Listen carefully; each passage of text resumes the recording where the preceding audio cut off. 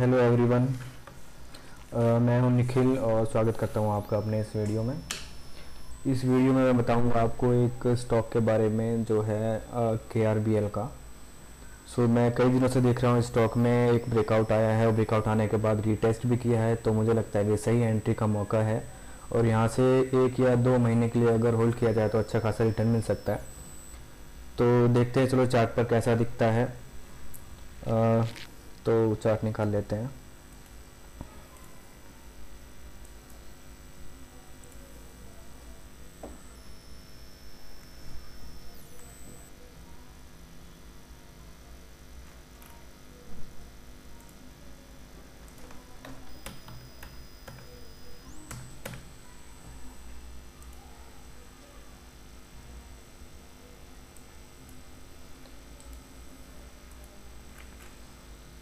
ये है stock KRBL का और ये मैंने डेली टाइम फ्रेम पे सेट कर रखा है। गाइस, इसमें मैंने जो चार्ट की सेटिंग कर रखी है, इसमें जो ये ब्लू वाली है उसका मतलब है ग्रीन और ये जो वाइट वाली है इसका मतलब है रेड कैंडल। तो एनालिसिस स्टार्ट करते हैं। जो मेरा मेन जो मैं जहाँ से इसको देख रहा हूँ उसका पहला रीज़न तो ये है कि इसने यहाँ से अगर ट्रेंड लाइन ड्रॉ करी जाए तो इस ट्रेंड लाइन को इसने ब्रेक किया है यहाँ पर। ये वीकली टाइम फ्रेम है, तो वीकली के हिसाब से पिछला 27 सितंबर यानी कि डेली टाइम फ्रेम के हिसाब से इसने 30 सितंबर को ब्रेक किया। लेकिन हम यहाँ से नहीं ले सकते, तुरंत हम नहीं ले सकते। यहाँ पे अगर कोई भी ब्रेकआउट देता है तो उसके बाद में थोड़ा सा बेसिन क्रिएट करे और उसके बाद में जब उसको ब्रेक करे तब हम हमारी यहाँ से परफेक्ट एंट्री बनती है। इसको बोलते हैं हम रीटेस्ट। तो यहाँ से इसने ब्रेकआउट दिया, ब्रेकआउट के बाद में यहाँ पे रीटेस्ट भी किया और रीटेस्ट के बाद में वापस से बाउंस हो रहा है। तो ये मुझे लगता है कि ये परफेक्ट टाइम टू एंटर है। और इसका अगर हम टारगेट देखा जाए तो टारगेट हम इसका आराम से यहाँ तक का, इसके टॉप तक का टारगेट हमको मिल सकता है। और हो सकता है ये जल्दी सीधा सीधा यहाँ से आ जाए, हो सकता है सीधा सीधा ऐसे आ जाए, या फिर हो सकता है ऐसे जाए थोड़ा बेसिन क्रिएट करके ऐसे करके ऐसे जाए। लेकिन ये श्योर है कि ये वाला टारगेट इसका 80 to 90% ये वाला टारगेट हमको देखने के लिए मिल सकता है। ये अच्छा खासा ब्रेकआउट है। मेरी नज़र पड़ी तो मैंने सोचा इसके बारे में एक वीडियो बनाया जाए। तो अभी इसका प्राइस है 325 एंड हमको लगभग 600 भी नहीं तो चलो 550 के आसपास तो हमको इस लेवल तक हमको टारगेट आराम से मिल जाना चाहिए। ये है वीकली टाइम फ्रेम। तो हो सकता है जैसा हमने सोचा है उसके हिसाब से भी ना जाए। तो मैं इसको आपकी पॉसिबिलिटीज़ बता देता हूँ क्या कहाँ ये जा सकता है, किस तरह से जा सकता है। यहाँ जाने के बाद वापस से रीटेस्ट हो सकता है और फिर वापस से थोड़ा टाइम लेके वापस से भी जा सकता है। तो इसमें टाइम लग सकता है। तो उसको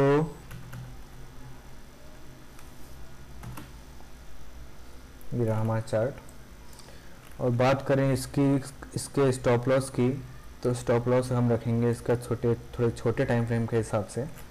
डेली टाइम फ्रेम के हिसाब से अगर देखा जाए, अगर आप अपने रिस्क रिवॉर्ड मेंटेन करके इसका स्टॉप लॉस बैठता है 293। और अगर आपको शॉर्ट टर्म के लिए इसमें थोड़ा सा प्रॉफिट निकालना है तो उसका भी मैं आपको बता देता हूँ। इसमें जाते हैं 2 घंटे के टाइम फ्रेम पे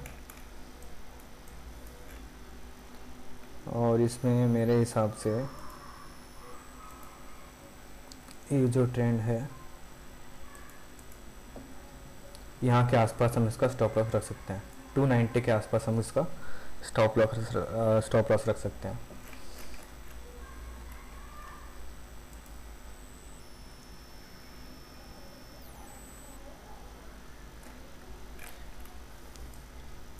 एंड एक और रीज़न है जिस वजह से मैंने ये स्टॉक सिलेक्ट किया है, उसका रीज़न ये है कि इसमें अगर हम यहाँ पे देखा जाए तो अच्छी खासी वॉल्यूम यहाँ पे एक्यूमुलेट हुई है।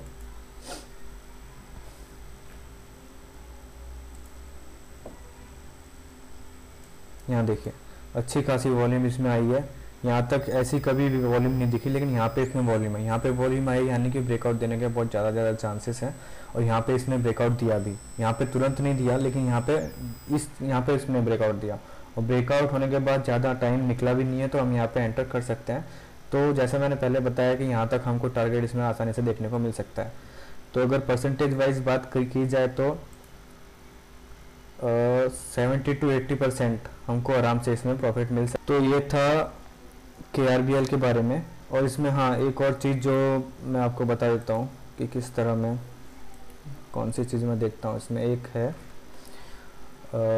200 का EMA